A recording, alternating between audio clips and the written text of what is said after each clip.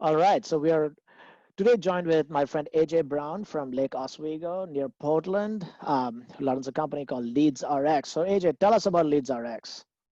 Yeah, sure. Thanks, Vivek. LeadsRx has been around for about 5 years. We are Wow, a nice. marketing attribution software company.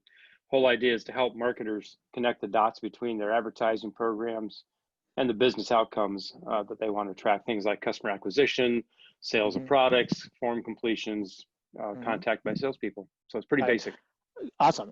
Marketing attribution has been like a holy grail for a lot of people for almost 20 years now. I mean, you've been hacking for almost 20 years. A couple of interesting things I know about you that I want to let everybody know. You are actually a developer, programmer, and a marketer. I mean, what do you not do? Oh, come on. Yeah, no, I've always developed. I started writing code when I was 15, a long, long time ago, and it's a passion. I sit down, I lose 3, 4 hours and don't even know what happened. So often I'm watching TV in the background, but typing code with my fingers, it just comes natural to me. I don't know why. I think I was just born crazy or different. So I just kind of dig it. Marketing came along the way only because I could walk, talk, and chew gum all at the same time. And somebody said, "Hey, this That is a you marketer." can, that you can. Yeah, You can that's walk, right. talk, and chew gum. You So they start are. putting you on stage and you become a marketer. So there I There you am. go. So how do you become from a developer to a marketer? Just go up on stage and just start talking. Is that the Yep, simple yep, advice, really? pretty much. Just open your mouth. Awesome. You're good. And tell me a little bit more in terms of kind of revenue numbers. Like I know Leads RX is doing really well from a revenue perspective. Tell me how much you guys are making, where's your growth? Yeah, we've been growing pretty good. We, as I said, got started 5 years ago. We're totally bootstrapped. We closed last year just above 3 million bucks, about a Nice. million. Yeah, thanks. About a million of that was EBITDA. So we're There you highly go. profitable, very You're one of cash those guys efficient. who actually prints money for a living. I love Well, I it. guess I don't, no, I think I don't take enough bonus checks for myself, but that's another Wow. discussion It's not an probably. issue. I mean, you can buy the Ferrari 3 times over with $1 million, so it's all right. So, uh, Maybe you can teach me how to do that someday. Yeah. yeah, well, just go into Wells Fargo, transfer, like go into your business account and hit Okay. transfer and put in a random number and hit the submit button. That's what I do. I'm telling you, Nice. uh,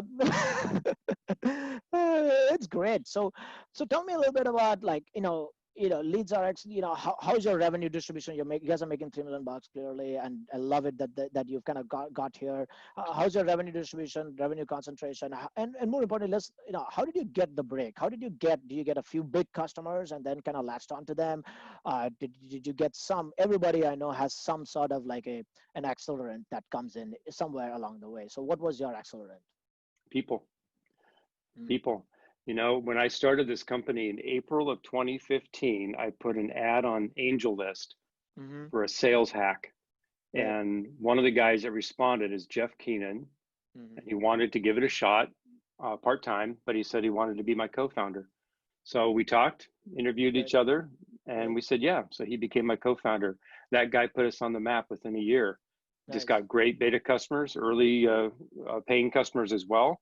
Mm, And he got our big whale, one of our right. biggest accounts ever, that pays a lot of money for us, and just took off. So I think just having the right team really brought things together. We worked well together from day one, Mm-hmm. and that made all the difference. Yeah, the Got it. customers came along, they paid good money, they liked the product. Don't get me wrong, that's important too, but it starts with people in my book. Got it. And so in your case, you had the engineering, you had marketing, and you got the sales guy in. Is that what happened to you? Yeah, I was horrible at sales. I'll be the Mm, first to say I've tried doing it before. I walk past the close. I don't ask for enough money. I talk to the wrong people. So sales was always a weakness for me in my career, and that's mm. that's why I put an ad on Angel List. Got it. So you can walk, talk, and chew gum, but you can't juggle the balls while you're Not walking, so talking, good. and chewing gum. Yep, So not okay, so good good. about that, So man. you Not need so good. somebody to help you out. That's awesome. Great.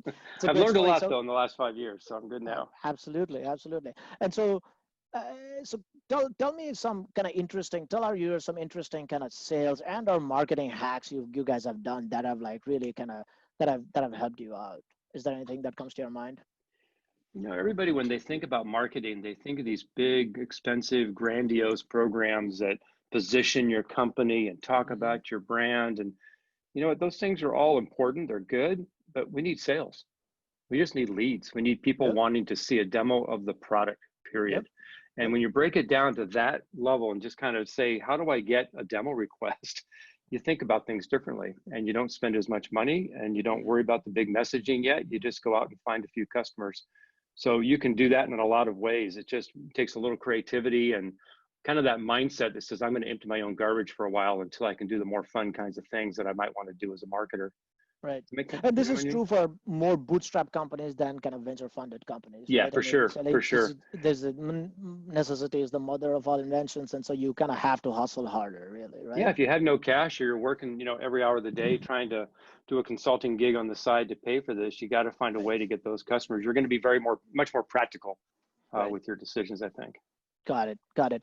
Tell me, is there a magic behind the name? I really love the name, by the way. Leads RX, kind of like it's kind of prescriptive. We give you a prescription on how you get your leads. Attribution. I mean, it is really, to me, it resonates really well. But did you come up with a name for it? Did you just you wake up in the morning and you're walking, talking, and chewing gum and said like that's the fucking name? Yeah, I'm not so sure it's the best name. You're the only guy that's ever told me you understand it. So you're the first, man. Really? I mean, Yeah, marketing attribution, prescription, I RX. know, I mean, I that's know. what I think. I got it when I came up with it. I thought RX prescriptions, what's a prescription for better leads? I get it. Yes. The original name of the company was Leads and Bounds. And a good Hmm. friend of ours that Ram, came up with Yep. it. He said, call it Leads and Bounds. So I did. Right. I built the company around that. I put it out there. And guess what happens when you Google Leads and Bounds? Google says, oh, did you mean Do you leaps mean and leaps and bounds? bounds? Of course. Of Yeah. course, it Yeah. corrects it. So nobody could find my company with that name. It was a There stupid you name. go. Thanks, Ram. Thanks, So Ram. Fuck so I that guy. changed it. Fuck that guy. So I thought about what we do. We help people find leads, and it's the prescription for better leads because you're trying to attribute your success and get Hmm. the methodology that works best to find more leads. And that's how Leads RX came about. But I've had people say they really hate the name, they don't understand it, they think that they can come to us and buy leads. They think we're a lead farm, Sure. like give me Right. Yep. $1,000 and I'll give you a Got it. million Yep. email Got it. addresses kind of Yep. thing. Yep. So Yep. it's not the best. It's not the That's best. fine. I mean, I think you can brand it anything. Look, Yeah, you can. you're a marketer. You can brand. I mean, but it's portable. It's quick. It's small. I mean, I do love that fact that it's But you kind of know like what? I always wanted a name like Yahoo or right, Google, right, right? right. Those things they're freaking great Brandable because name. it's just it's a stupid name, Yeah. but people want to say it. It's two Yeah. syllables and people love that kind of stuff. Right, right, right. Got it. And is your founders with you? Help me understand. You are fully remote, right? You started off remote. You're fully remote, 100% remote from day one. How's that working out? Obviously, hopefully, it's working No. out well. We took an office space about 4 years Oh, ago, you I did? guess. Yeah, Okay. 3.5. So No. we are in a shared WeWork space. Of Mm, course, with what's going on in the world right now, we all are still working from home as we have been since about 3-4 months ago. right. But yeah, the WeWork building is great. It's got a nice vibe to it. High energy, people walking around, ping pong balls flying in the air, free beer. It's a great environment to kind of start a small company because even though there's only two of us at the first moment, and then now there's 15, it still feels like a big company because there's 200 people in the building, and Right. everybody kind of likes that. Right. That Right. said, it's not cost effective anymore. If you do the math, they're charging us way easily 10 times more money than we should be paying for floor space in this area. Got it. So we're taking new office space as soon as possible. Got it. Makes sense. And are you guys planning on hanging out in Portland, like Oswego area, or are you guys planning on somewhere else? What's the It's what's the the what's Mecca, man. HQ? It's the There's no Mecca, such right? thing, and there's no Silicon Valley anymore. It's the Yeah. Silicon Fuck Forest. Silicon Valley, dude. Anyway, Yeah, Silicon right? Forest. It's all up here. Why That's work down there? Pay the high prices. What do you got? Garbage in the streets, human feces on the sidewalks in San There you Francisco? Is go. that Look fun? at you. Bam, bam, bam. You've done this drill more We than got once. craft beer, craft pastry, craft food, craft coffee. I Everything know. is genuine up It's here. like It's better authentic. version of Seattle, right? Like even I'm better telling version you, than, this even is better than life. Seattle. This is life RX up here. I'm telling you. There we go. Life RX. So Ram told me something. Our common friend Ram told me something. I want to bring this up.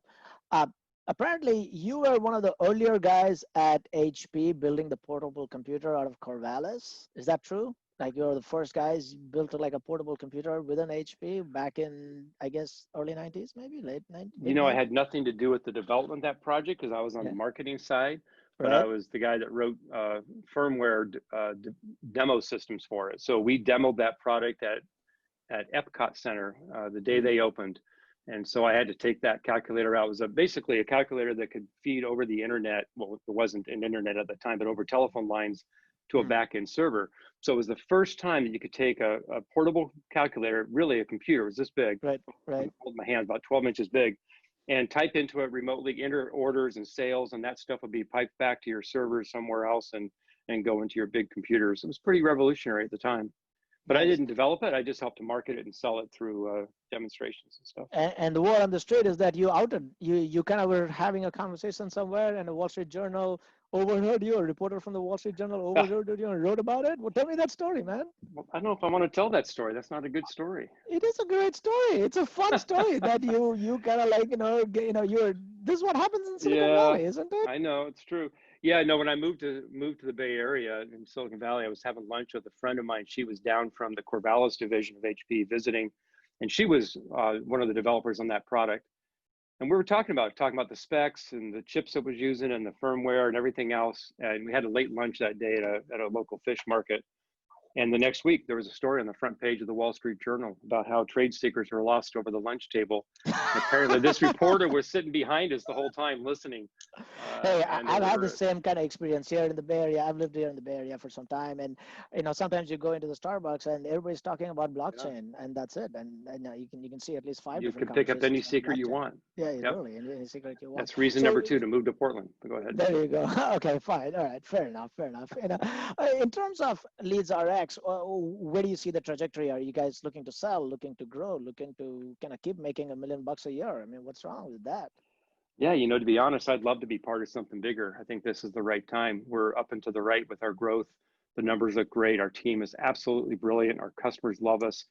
Why not? Why not merge with something bigger? I think attribution, look, in my career, and I've got 45 years under my belt in the software industry, I have never seen a market take off as quickly as this.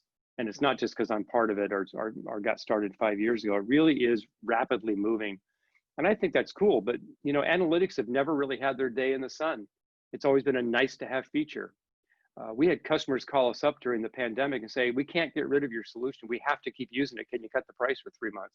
Right. And they had a chance to get rid of it, right? But they didn't. So I think now it's time to say, well, how does analytics fit into the methodology of our day-to-day business practice as marketers? How do we become better marketers and measure the performance of advertising based on its capabilities to drive business? Why are we paying for ad impressions? Right. Why are we paying for clicks? Shouldn't we be paying for conversions? Shouldn't we be paying for the success of that ad? And that's what attribution is going to open up the door for. It might involve blockchain. It might involve just advanced visualization techniques. Certainly marketers have to learn a few new things like what a linear regression is and standard deviation. And as silly as that sounds, a lot of people don't get it. So let's go do that and build that out. And bootstrap, I can stay this way for another 5 years probably and do great. But I think we can absorb that market a little faster if we merge together with a bigger entity and are you looking to maybe a merge? little Are more you capitalized. looking to merge? Are you looking to capitalize using kind of private equity? Are you going to look at venture funding? What's kind of where is your head at? We're looking at raising money now, and whether we raise, a small round like a $10 million round or a bigger round and kind of sell the company in that process, all of those options are okay with me. I'm all about just making sure this thing lives on. Look, I'm a single guy, never married, no kids. This is it. This is the legacy. And we all get a point in time where we can say that. And I'm sure hoping that whatever company decides to come together with us in this process, that we just make this thing great. Have you talked to guys like HubSpot and other, I mean, obviously marketing automation teams that are already selling into CMOs? Is that how you look at it? Like, somebody who's selling into a CMO can add this to their portfolio? I think there's some strategic investor out there somewhere that would really want to get on board with this. The HubSpots and Marketos of the world, they're interesting because they focus on marketing automation, right? Automating what marketers do. It's kind of like taking away their job a little bit, making their job easier at a task level. What we do is very, left brain oriented. How do you understand marketing? How do you analyze it? How do you look at the numbers? How does that change the way you buy media? How does it change your budget for Google versus Facebook? It's a different kind of audience within the marketing group. They're both marketers, but they're different people. And it's not that the HubSpots of the world don't understand what we do. They do. They attempt to solve part of the problem. But I think there's a better fit for us out there than so those you're guys. selling more into the kind of strategic marketing arm of your organization, effectively, Every time, as opposed dude, to it's like operational. Okay. Yep. Every time the CMO is involved in the purchase decision, and I was on a call one time, several demo calls, but one in particular stands out. It was a national mortgage company, and the CMO was on the call. She had probably 5 or 6 of her team members on the call with her, And we're doing the demo. I'm doing the demo, and there's one slide that I show, or one page in our system called the return on ad spend report. Basically says you spent this in marketing and you got this in revenue. And Yep. it shows you breakdown by channel. She interrupts, she says, AJ, that's exactly what I need to show my CEO and my board of directors. And you could just hear this prideful tone in her voice that said, I finally have some way to Right. show that my team is working effectively, Yep. that Yep. what I'm doing is right. And nobody can fight the analytics, right? Mhm. Everybody thinks they can do marketing because it's sort of psychologically based, right? What do consumers want? Well, let's talk about that. And you get in these staff meetings with your peers and your boss, and everybody says, no, I think that ad should change. You should change the ad to say this instead. Well, screw that. They didn't go to Right. school for that. They're just making it up. Yep. Numbers don't lie. And that CMO was so happy to have found our software. And it occurred to me, it's C-level software. It's Mhm. used by the marketers, but the consumption of the output is really at the C level. The CRO wants to make sure you're spending money right and getting sales in the door. The CFO wants to know how much it costs to get more customers. CEO says, are you doing your job? Right. That's what makes it work. So it's a fully a top-down marketing sale, really. Like you go all the way to as Yes. high as you get. You can go as high as you get, and then you can do a demo, and you can Yep. convince them that this is And this that is was one of our secrets, early in the day. Sorry to interrupt you there, man, but early in yeah. the day, when we went out to find our first customers, we only talked to CMOs. They took the call. They got Mhm. on and saw the demo. They made the purchase decision. Now the It's an market's important evolved. point. It's an Yeah. important point. Like a lot of companies, like really need to know who their kind of right target audience is. It's not just not marketing. Like within marketing, you have operational marketing, you have strategic marketing, and if you look at any other business, like you're trying to sell to the COO or whatever it is, then Yep. there's an operational guy and a strategic guy, and then really kind of refining that to the point where you're really selling to the kind of strategic person, or you're selling to the. It's not that one is good or better. It's just like you have to understand really well that that's within that space. That's the person you're selling to, and then tailoring that. That's smart. It's one of the business mistakes that marketers make is they target the wrong person. You got to target the person with the pain point. Right. Who Got has it. the pain? Go Got solve that pain and you win. It's that easy. It's a Nice. win-win. $3 million. Thank you so much. That was quick and dirty and fast. And thank you so much for being part of this little show. And that's about it.